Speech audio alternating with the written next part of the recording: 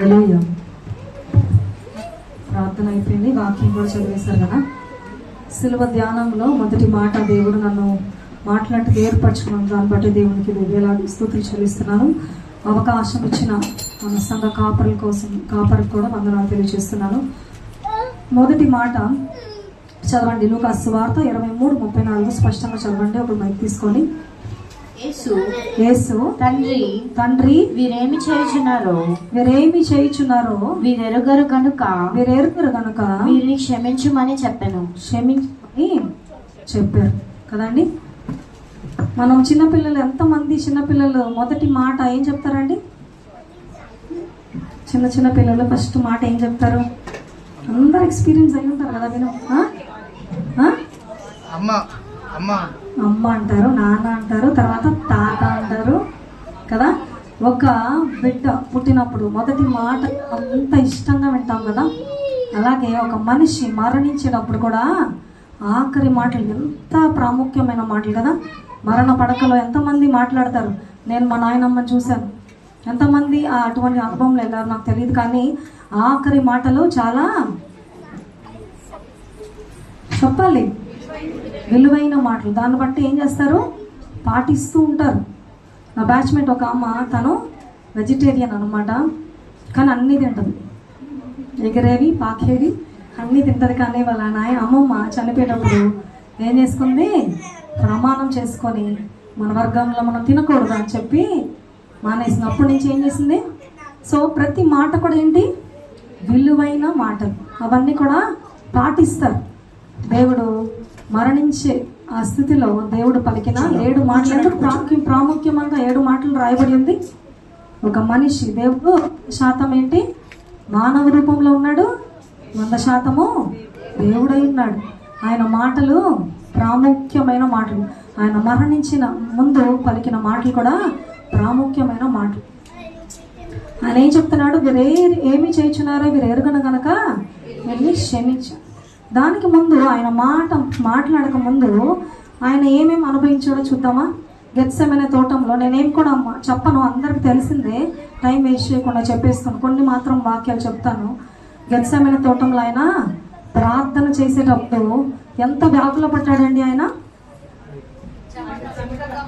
చెప్పాలి, అందరికి తెలిసిన, అందరు కూడా మాట్లాడాలి. నేను ఒక్కదాన్ని మాట్లాడద్దు. ఇక్కడ ఏమైందంట? లూకా రాసిన సువార్త 22:44 ఉంటుంది. త్వరగా చదివితే చదవండి, లేకపోతే నేను చెప్తూ వెళ్ళిపోతూ ఉంటాం. ఆయన వేదన పడి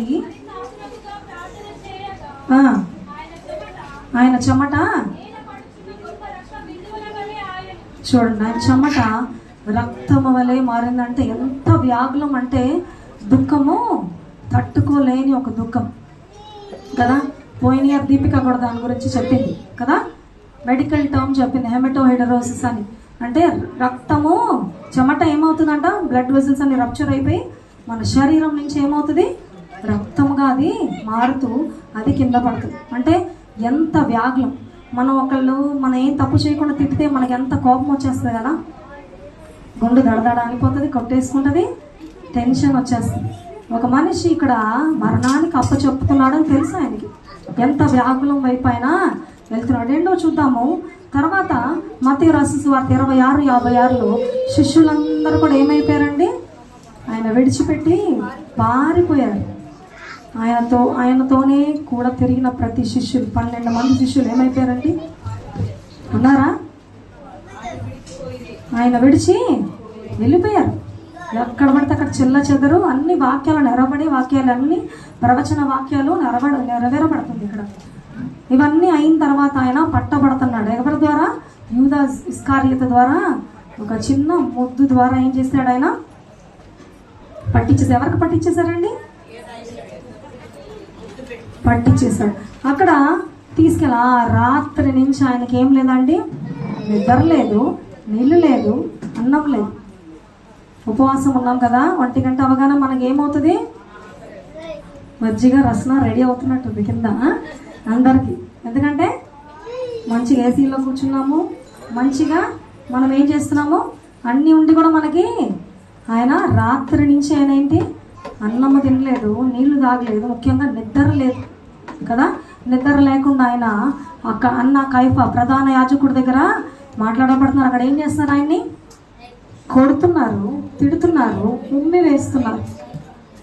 ఒకళ్ళు మనం తిడితేనే మనం తట్టుకోలేము, కొడితే ఊరుకుంటామా? రోషం వచ్చేసి వెనక్కి మళ్ళీ ఎదురు వెళ్ళి ఊస్తే ఇంకా అసలుగా ఆగం మనం కదా. తగ్గింపు. యోహాను సువార్త 3:30 ఆయన హెచ్చవలసి ఉన్నది, మనం తగ్గవలసి ఉన్నది కదా. ఎంత తగ్గింపు జీవితం ఆయన జీవించాడని దానికి సాదృశ్యంగా ఆయన ఉన్నాడు. అక్కడి నుంచి ఎక్కడికి వెళ్తున్నాడు? మళ్ళీ పిలాతు దగ్గరికి వెళ్తున్నాడు. మళ్ళీ అక్కడ ఆయన్ని సిలువ వేయబడి మళ్ళీ వస్తున్నాడు. ఇదంతా రాత్రి జరుగుతుంది కదా. జరుగుతున్నప్పుడు ఆయన్ని ఏం చేస్తున్నారు? ఒక స్తంభానికి కట్టేశారు. ఎట్లా అంటే చేతులు కాళ్ళు ఇంతే స్తంభం ఉంటుంది, ఒక 3-4 అడుగులు. దానిలో ఆయన్ని చేతుల్ని కొంతమంది చూసే ఉంటారు కొన్ని పిక్చర్స్లో కదా. ఆయన ఏం చేస్తున్నారు? 2 చేతులు 2 కాళ్ళు అంటే కదలరు, ఇంకా కదలలేరు. కాళ్ళు చేతులు 2 ఒక స్తంభానికి కట్టేస్తే ఎట్లా ఉంటుంది? కదలలేరు. ఆయన ఏం చేస్తున్నారు? దేంతో కొడుతున్నారండి? కొరడ. ఆ కొరడ ఎట్లా ఉంటుంది అంటే ఒక కర్రకి ఏంటంటే తోలు అంటే లెదర్ స్ట్రిప్స్ ఉంటాయి అంట, అంతంత పొడుగు. దాని కింద 3 ఇంచులు లేదు 3 సెంటీమీటర్ల కొంతమంది చెప్తున్నారు ఇనప ముక్కలు. ఏముంటుందండి? ఇనప ముక్కలు. ఎన్ని కొరడా దెబ్బలు తిన్నాడంటే దేవుడు? 39 కొరడా దెబ్బలు. ఒక్కొక్కసారి కొట్టినప్పుడు ఏమవుతుంది? చర్మము ఊడొచ్చేస్తుంది. 39 సార్లు కొరడ. వెనక ఎట్లా ఉంటుంది? ఫ్లెష్ బాగా మాంసం ఎక్కువ ఉంటుందా? మన రిబ్స్ కనబడతాయి కదా. మొత్తం కొట్టేశారు. 39 సార్లు కొరడా దెబ్బతో కొడితే ఎట్లా ఉంటుందంటే వీపి దున్నబడింది అనే వాక్యము నెరవేర్చబడింది అక్కడ. ఆయన వీపి ఏమైంది? దున్నబడింది. తర్వాత తీసుకెళ్ళిన తర్వాత ఏం పెట్టారు ఆయనకి? ముళ్ళ కిరీటం. ఒక్కొక్క ముళ్ళు అంట 3 సెంటీమీటర్లు అంట, ఎంత వేసి నొక్కేశారు. ఆల్రెడీ బలం లేదా ఆయనకి, అంతా కొట్టేశారు. వెనకంతా చిరిగిపోయింది, రక్తం కారుతుంది. మళ్ళీ ముళ్ళ కిరీటం పెట్టారు. ఇక్కడి నుంచి కూడా రక్తం కారుతుంది, తలలో నుంచి రక్తం కారుతుంది. దాహం వేస్తుంది, కానీ దాహం వస్తే ఏమిస్తున్నారు ఆయనకి? నీళ్ళు ఇచ్చారా? జ్యూస్ ఇచ్చారా? రసన ఇచ్చారా? మజ్జిగ ఇచ్చారా? చేదైనా ఇచ్చారు. అది ఆయన ఏం చేశాడు? తాగలేదు. ఎంత దాహం ఉంటుంది ఆయనకి. ఒక పక్కన డీహైడ్రేషన్ అయిపోతుంది. ఇవన్నీ అయిన తర్వాత లాస్ట్లో ఆయన ఎక్కడైతే కొట్టబడి అక్కడి నుంచి గొల్గతాకి దాదాపు 600 నుంచి 800 మీటర్లు అంటే రాయబడి కొంతమంది స్కాలర్స్ చెప్తున్నారు. అంటే 1 కిలోమీటర్కి దగ్గర. నేల ఫ్లాట్గా ఉందా, ఎత్తుకుందా? ఫ్లాట్గా నడిచేయచ్చు. కొండ మీద నడవడం. ఎంతమంది కొండ మీద ఎక్కారు? ఎంతమందికి అనుభవం ఉంది? హిల్స్కి వెళ్ళారు ఎవరన్నా? వాటర్ ఫాల్స్ హిల్స్కి రేణుక బాగానే ఎక్కినట్టుంది, మందు చెయ్యెత్తుతుంది. విజయవాడ వెళ్ళినప్పుడల్లా ఎక్కుడే. ఎక్కినప్పుడు చెప్పులు వేసుకున్నాడు ఆయన? చెప్పులు వేసుకున్నాడా? లేదు. కొండ మీద ఎట్లా ఉంటుందండి? మంచి మార్బుల్ స్మూత్ టైల్స్ ఉంటుందా? ఆ సిలువ అంట దాదాపు 130 కేజీలు దాకా ఉంటుందంట. ఎంత ఉంటుందంట? 136 అని కొంతమంది స్కాలర్స్ చెప్తున్నారు. ఒకవేళ యేసు ప్రభు ఆ 70 నుంచి 80 కేజీలు ఉన్న డబ్బులది అమౌంట్ ఆయన మోస్తున్నాడు. ఎట్లా మోస్తున్నాడు? మనకిస్తే మనం ఇప్పుడు మంచిగా తినేసి మోస్తే పర్వాలేదు. ఆయన రాత్రి నుంచి శ్రమ పడి పడి పడి ఏం చేస్తున్నాడు? ఎక్కడ మోస్తే ఎక్కడ పెట్టుకుంటారండి సిలువ? భుజం మీద. వెనక అంతదా? వెనక ఎట్లా ఉంది? మొత్తం దున్నబడి ఉంది కదా. ఆ సిలువ ఏమన్నా స్మూత్గా చేసి వార్నిష్ కొట్టి మంచిగా మెత్తగా ఉందా? అప్పటికప్పుడు చెక్కింది ఉంటుంది కదా, ఎంత షార్ప్ ఉంటుంది. కొన్నిసార్లు మనకి చెక్కలో గుచ్చుకుంటే ప్రాణం పోయినట్టు ఉంటుంది కదా. ఆ దున్నబడిన వీపు మీద సిలువని మోసుకొని వస్తున్నాడు ఆయన. ఎక్కుతూ ఎక్కలేకపోతుంటే ఎవరు పట్టుకున్నారు? మధ్యలో ఎవరు అందుకున్నారు? సిరేనే ఊరైనా సీమోనికి అప్పచెప్తున్నారు. ఆయన కొంతసేపు పట్టుకుంటున్నారు. ఇవన్నీ శ్రమలు చూడండి. తిండి లేదు, నీళ్లు లేదు, ఇంకా నిద్ర లేదు. కొంతమంది మరణ ఇంటికి వెళ్ళినప్పుడు రాత్రి అంతా కొంతమంది బాక్స్ దగ్గర కూర్చుంటారు, నిద్రపోతారు. ఎవరన్నా ప్రియులైనా కూడా ఏం చేస్తాము, మానవుడైనా కూడా ఏం చేస్తాం, మనకి కూర్చొని అట్లానే కూర్చుంటామా, నిద్ర వచ్చేస్తుంది కదా. ఇప్పుడు దేవుడికి ఎట్లా ఉంటుంది ఒక్కసారి ఆలోచించింది, మన కోసం ఎంత ఆయన సహించాడని. ఎక్కడైతే ఆయన అక్కడి నుంచి నడుచుకుని వచ్చాడో దాని పేరు ఏంటంటే డోలరోసా అంటారంట హీబ్రూ భాషలో. ఆయన ఎక్కడికి తీసుకెళ్ళబడ్డాడండి, గొల్గొథా కొండకి తీసుకెళ్ళబడ్డాడు. అయింది అక్కడితో శ్రమ, ఎండ వేడిగా ఉంది. ఆయన్ని ఎక్కడ పడికేస్తున్నారు, దేని మీద పడికేస్తున్నారు, అక్కడ సిలువ మీద వేసి ఏం వేస్తున్నారండి ఆయనకి చేతులకి, మేకులు. మేకులు అంట చిన్న స్కేల్, ఎంతమంది చూసారు, చిన్న స్కేల్ 15 సెంటీమీటర్ల దాకా ఉంటుంది కదా, అంత పొడుగున్న మేకుల్ని ఇక్కడ కదా. ఆయన ఒక ఎముక కూడా విరగబడలేదని వాక్యం నెరవేర్చుటకు ఆయన ఇక్కడ అంటే ఏమవుతుంది, రిస్ట్ దగ్గర పెడితే బాడీ రాదు, ఎలాడు అంటే బరువు అంతా ఇక్కడ ఆగుద్ది, మణికట్టు అంటారు కదా, అక్కడ ఆగుద్ది. సిలువలో ఆయనకి ఏం చేస్తున్నారు, మేకులు కొడుతున్నారు. రోమా సైనికులకి ఒక అద్భుతమైన ఏముందంటే చిత్రవధ చేసే దాంట్లో చాలా బాగా ఎక్స్పర్ట్స్ అన్నమాట. చిత్రవధ చేసే దాంట్లో మన హిస్టరీలో చూస్తుంటే చాలా ఉంటుంది. యేసుప్రభువే గాను దాని రోమన్ హిస్టరీలో చూస్తుంటే చిత్రవధ చేసే వాళ్ళు దాంట్లో ఎక్స్పర్ట్. అంటే ఒక మనిషి, ఇందాక అయ్యగారు చెప్పినట్టు, ఒక మనిషి ఎక్కువసేపు శ్రమ పడాలి, తొందరగా చచ్చిపోకూడదు. అంటే ఎక్కడ కొడితే ఎక్కువ నొప్పి వస్తుందండి, నరాల మీద కొడితే ఎక్కువ నొప్పి వస్తుంది. ఎంతమంది ఐవి ఇంజక్షన్లు వేయించుకున్నారు, ఎంతమంది వేయించుకున్నారు ఇంజక్షన్లు? హాయిగా ఉంటుందా? వెయిన్ దొరకకపోతే మళ్ళా పొడుస్తారు కదా, అందరూ అనుభవించున్నారు. ఎంత నొప్పి వస్తుంది, నరాల మీద కొట్టారు. అంటే ఎంత నొప్పిని భరించాడు కదా. భరించిన తర్వాత ఆయన ఏం చేస్తున్నారు, సిలువలో యాలాడు అంతా పైన నిలబెడతాడు. ఇన్ని అనుభవించిన తర్వాత ఆయన ఏం చెప్తున్నాడండి, ఇవన్నీ ఎందుకు చెప్తున్నాడంటే, మీరేమి చేయించున్నారో ఇప్పుడు ఎరగను కనుక వీళ్ళని, చాలా కష్టమైన మాట అది మనకి. క్షమించమని చెప్పడం అనేది అసాధ్యమైన మాట ఎవరికి, మనకి. ఒకరు క్షమించమంటే అబ్బా 1940 నుంచి గుర్తొస్తే వాళ్ళు ఏమేమి చేశారో ప్రతిదీ కూడా గుర్తొచ్చి, క్షమించకపోతే మనకి దేవుని రాజ్యంలో స్థలం లేదు. ఎంతమందికి తెలుసా? క్షమించకపోతే, ఒకవేళ భర్తని క్షమించకపోతే భర్తను క్షమించండి, భార్యను క్షమించకపోతే భార్యను క్షమించండి, పిల్లల్ని క్షమించకపోతే పిల్లల్ని క్షమించండి, పక్కనింటి వాళ్ళు క్షమించకపోతే క్షమించండి. క్షమాపణ, దేవుడు మొదటిగా క్షమాపణ ఎందుకు చెప్పాడు, లాస్ట్లో చెప్పచ్చు. సిలువ దగ్గర మనకి ఏం దొరుకుతుందండి, క్షమాపణ దొరుకుతుంది. సిలువ దగ్గర ఏం దొరుకుతుంది, క్షమాపణ దొరుకుతుంది. దేవుడు 30 ఏళ్ళ అప్పుడు ఆయన ఏం చేశాడు, మనకి స్వార్థ ప్రకటించినప్పుడు ఎంతో మందిని ఏం చేశాడు, ఆయన ఎట్లా స్వస్థపరిచాడండి, అంతే కదా. ఏం చేశాడు, నీ పాపములు క్షమించబడి ఉన్నది.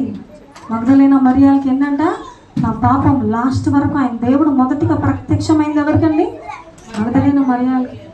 7 దయ్యాల్ని తోలాడు, క్షమించేశాడు కదా.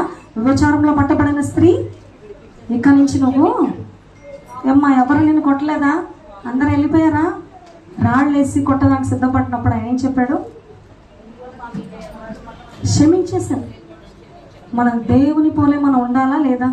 మనం ఎవరు వెంబడించాలండి, పాస్టర్ గారిని వెంబడించాలా, లేదు నాయకులను వెంబడించాలా? ఎవరిని వెంబడించాలి మనం? యేసు ప్రభుని వెంబడించాలి. యేసు ప్రభు ఏం చెప్తున్నాడు, ఫాలో మీ అంటాడు కదా. నన్ను వెంబడించండి. మనం ఎవరిని వెంబడిస్తున్నాము? యవనస్తులు ఏం చేస్తున్నారు, హీరోని వెంబడిస్తూ ఉంటారు, హీరోని వెంబడిస్తుంటారు. కొంతమంది ఫిగర్ పెట్టుకుంటారు, వాళ్ళనే రెడీ అవుతారు, వాళ్ళు వెంబడిస్తే ఏమొస్తుంది, మనకి ఏమన్నా వస్తుందా? మనల్ని దేవుని బిడ్డలుగా మనల్ని వేరుపరిచినప్పుడు మనం ఎవరు వెంబడించాలి, మనం దేవుణ్ణి వెంబడించాలి. చూద్దాము, మత్తయి రాసిన సువార్త 17వ అధ్యాయము 21వ వచనం చూడండి.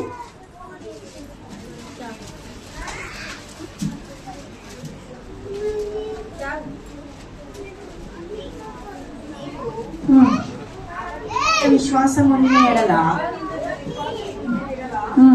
21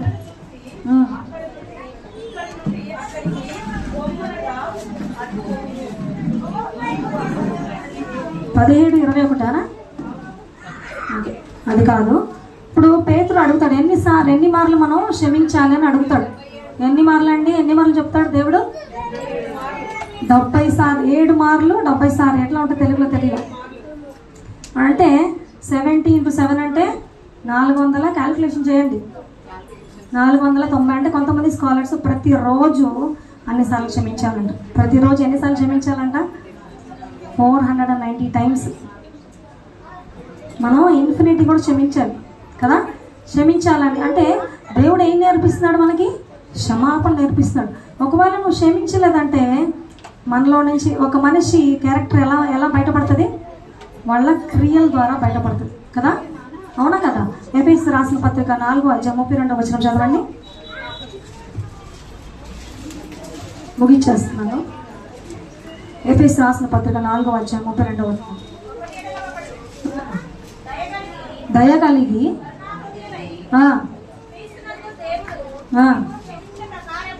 ఎవరండి? మరొకసారి చదవండి, మైక్లో చదవండి. ఒకని ఎడల ఒకడు దయ కలిగి కరుణాహృదయులై క్రీస్తునందు దేవుడు మిమ్మల్ని క్షమించిన ప్రకారము నన్ను క్షమించిన ప్రకారము మీరును ఒకరినొకరు క్షమించుడి. ఒకరినొకరు మన ఒక ఉపమానం ఉంటుంది కదా. ఒక యజమానుడు ఉంటాడు, ఒక అప్పు తీసుకుంటాడు ఒక దాసుడు కదా. ఆయన అప్పు అంతా కొట్టివేసిన తర్వాత ఆయన కింద ఒక ఆయన అప్పు తీసినప్పుడు క్షమించకుండా బెదిరిస్తూ ఉంటాడు. ఇది తెలుసుకున్న యజమానుడు ఏం చేస్తాడు? ఎక్కడ తీసుకెళ్ళి పడేస్తాడు? ఆయన్ని చీకటిలో తీసుకెళ్ళి పడేస్తాడు. నేను నిన్ను క్షమించి నీ అప్పులన్నీ కొట్టివేశాను, కానీ నువ్వేం చేసావు? నీ కింద తీసుకున్న అప్పు వాడికి ఇబ్బంది పెడతా ఉన్నాడు. నాకు ఎప్పుడు ఇస్తావు? అప్పుడు ఈ వాక్యం ఏం చెప్తుంది మనకి? నేను నిన్ను క్షమించినట్టు మీరేం చేస్తున్నారు? ఒకరిని ఒకరు చేస్తున్నామండి మనం కదా. ఏమొస్తుంది? 3 లెటర్ వర్డ్ EGO. చెప్పండి. EGO. బుట్టలు ఉన్నాయి మనకి కదా. నింటి పోతుంది. ఎక్కువ ఉంది. ఎవరికి కావాలంటే వాళ్ళకి ఇచ్చేయచ్చు. ఎక్కువ ఉంది కదా. ఒకవేళ మనం క్షమించకపోతే మన క్రియలు ఎట్లా ఉంటుంది తెలుసా? కోపం ఉంటుంది, ద్వేషం ఉంటుంది, అసూయ ఉంటుంది. ఇవన్నీ అన్ఫర్గివ్నెస్ దాన్ని ఫ్రూట్స్. క్షమించకుండా ఉన్నామంటే దాన్ని ఫలం ఎట్లా ఉంటుంది? కోపము, ద్వేషము, అసూయ, సమాధానం ఉండదు, స్వస్థత ఉండదు, ఏముండదు. ఏం చేయాలంట? క్షమిస్తే ఇవన్నీ కూడా పోతాయి. ఒకవేళ మన ప్రార్థనలు చాలా ప్రార్థనలు మనకి ఆన్సర్ రాలేదంటే ఏం చేయలేదు? మనం క్షమించలేదంటే మన ప్రార్థనకి జవాబు కూడా రాదు కదా. దేవుడు మొదటి మాటగా క్షమించమని అడుగుతున్నాడు కదా. ఎవరెవరిని క్షమించాడండి? ఆయన కొట్టిన వారిని, ఉమ్మ వేసిన వారిని, ఆయన ఎవరెవరైతే హింసించారో ఏం చెప్తున్నాడో ఒట్టిగా క్షమించాడా? వీళ్ళు ఏమి చేయించున్నారో వీళ్ళు ఎరుగను కనుక. ఒకవేళ మనకు కూడా ఎవరన్నా మన పని స్థలంలో అయినా, ఇంట్లో అయినా, బయట అయినా, ఎక్కడైనా ఎవరు చేస్తే తెలియకుండా చేస్తున్నారేమో. వారిని మనం కూడా ఏం చెప్పాలి? తెలియకుండా చేస్తున్నారేమో. నేనే మా ఫ్రెండ్తో మాట్లాడాను. తనకి మొన్ననే డివర్స్ అయిపోయింది. డివర్స్ వచ్చేసింది. తన భార్య తన పాప కట్టుకున్న 1.5 కోటి పెట్టి ఇల్లు కొనుక్కున్నాడు. ఇల్లు అడిగింది, 1 కోటి రూపాయలు క్యాష్ అడిగింది, కొడుకునివ్వనంది. కానీ ఏం చేసింది? తన చేసిన అక్రమ సంబంధం వల్ల ఏం చేసింది?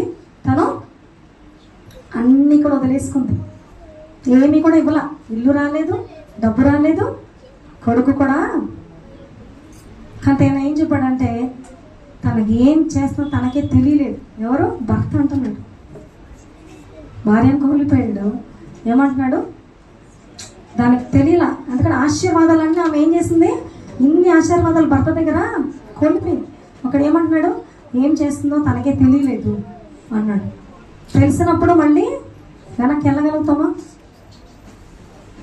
మన జీవితంలో కూడా దేవుడు మనల్ని ఎలా క్షమించాడో ఒకరిని ఒకరు మనం ఏం చేయాలంట? క్షమించాలి. క్షమించకపోతే ఈరోజు మనం అందరూ కూడా ఒకవేళ డైరెక్ట్గా చెప్పాల్సిన అవసరం లేదు. డైరెక్ట్గా చెప్పి అయ్యో నేను ఇలా చేశాను, అవసరం లేదు. ప్రార్థనలో ఒకవేళ ప్రభా నా ప్రార్థన వినపడలేదంటే ప్రభా ఎవరి మీద ద్వేషం ఉందో నాకు వాళ్ళని చూపించు, వాళ్ళని నాకు చూపించు, వాళ్ళ కోసం ప్రార్థన చేసి క్షమించాలని. ప్రభా ఎవరో తెలీదు, మనకి తెలిసిన వాళ్ళందరూ క్షమించేసి ఉంటాం, కానీ ఆ స్త్రీకి ఏం చేస్తాను, మరలా చేయొద్దంటున్నాడు. మరలా తప్పు చేసి మరలా ద్వేషం పెంచుకుంటే ఎన్నిసార్లు క్షమిస్తాడు దేవుడు. రెండో రాకడలో ఆయన ఎట్లా వస్తాడంట, యూదా గోత్రం సింహం వల్లే మనకి వస్తాడు. దీర్ఘశాంతుడు అవన్నీ కాదు, ఇక ఎట్లా వస్తాడు, ఇంకా ఎట్లా ఉండే క్షమాపణ ఇంకా లేదు. ఇక్కడ ఉన్నప్పుడే కొంతమంది అంటారు కదా, నేను చచ్చిపోతే కూడా నేను చచ్చిపోతే ఎలా క్షమిస్తారండి? చచ్చిపోతే మనల్ని ఐస్ బాక్స్లో పెట్టేసి పడేసి బాక్స్లో పెట్టేసి మట్లో పూడ్చేస్తారు. చచ్చిపోయిన తర్వాత క్షమించగలుగుతామా? మనకి ఛాన్స్ ఎక్కడ ఉంది? భూలోకంలో మన నాశన శ్వాస ఉన్నంత వరకు ఆ ఆప్షన్ ఉంది. ఇక్కడ క్షమించకపోతే అక్కడ లేదు, అక్కడ ఎంట్రీ లేదు కదా. దేవుడు ఎక్కడికి వెళ్ళాడండి? పరదేశంలో ఉంటానని ఎవరికి చెప్తాడు? దొంగకి. ఈ రోజు నువ్వు నాతో పరదేశంలో ఉంటావు అని చెప్పాడు కదా. మనం కూడా అక్కడికి వెళ్ళాలంటే మనం ఏం చేయాలండి? అందరు కూడా ఒక లాజ్ వస్తున్నారు, క్షమించాలా వద్దని ఆలోచిస్తున్నారు. మీకే వదిలేస్తున్నా, క్షమిస్తే దేవుని రాజ్యంలో స్థలం ఉంది. క్షమించకపోతే ఒకవేళ మీరే పరీక్షించుకోవాలి. క్షమించకపోతే మీలో ఏముంటుందండి? కోపము, ద్వేషము, అసూయ, సమాధానం ఉండదు, మీకు అనారోగ్యం కూడా ఉంటుంది. ఇవన్నీ కూడా క్షమాపణ లేని దానికి ఉన్న ఫలాలు.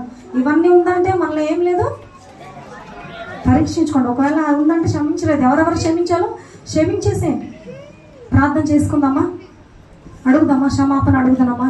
యేసు ప్రభు మనల్ని ఎలా క్షమించాలో ఒకరినొకరు మనం ఏం చేసుకుందామండి, క్షమించుకుందామా. చిన్న ప్రార్థన చేసుకుందాం. స్తోత్రం ప్రభా, పరిశుద్ధ దేవా, నీకే వందనాలు, స్తుతులు నాయనా. అయా ఈ మొదటి మాట ద్వారా నాయన అయా మీరేమి చేయించున్నారో మీరు ఎరుగురు కనుక ఎంత శ్రమ పెట్టిన వాళ్ళు కూడా మీరు క్షమించారు కదా ప్రభా. అయా స్తోత్రం నాయన. అయా నన్ను వెంబడించండి అని వాక్యం సెలవిస్తుంది ప్రభా. అయా మిమ్మల్ని పోలే మేము కూడా నాయన ప్రతి ఒక్కరిని కూడా క్షమించే వారుగా ఉంటాం కృప దయచేయమయ్యా. అయా క్షమాపణ హృదయం అందరికీ కలిగి చేయమని అడుగుతున్న ప్రభా. ఈ క్షణమే నాయన ప్రతి ఒక్కరిని క్షమించటకు అయా మా హృదయాన్ని నాయన సిద్ధపరచండి ప్రభా. అయా స్తోత్రం నాయన, మీకే స్తుతులు చెల్లించుకుంటూ నాయన అయా ప్రతి హృదయాన్ని మీరు తాకినందుకు మీకు వందనాలు స్తుతులు చెల్లించుకుంటూ అవకాశం ఇచ్చిన అయా దేవా నీకే వందనాలు స్తుతులు చెల్లించుకుంటూ అయా ప్రార్థన అయా యేసు నామములో అడిగి పెట్టుకుంటున్నాము తండ్రి, ఆమేన్. నిన్ను చంపు శత్రువులు నీ ముందర నిలువగా ఈటెలు కొరడాలతో హింసిస్తూ ఉండగా, నిన్ను చంపు శత్రువులు నీ ముందర నిలువగా ఈటెలు కొరడాలతో హింసిస్తూ ఉండగా, తండ్రి వీరందరూ ఏమి చేయుచుంటిరో వీరెరుగరు.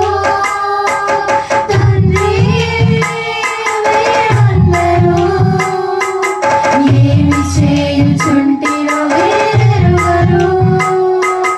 వీరిని క్షమించమని పలికితివి, వీరిని క్షమించమని పలికితివి.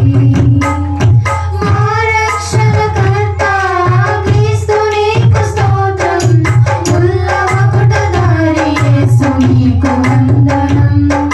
మా రక్షణకర్త క్రీస్తు నీకు స్తోత్రం, ముల్ల మకుటధారి యేసు నీకు వందనం. సిలువలో పలికిన 7 మాటలు పరదేశపు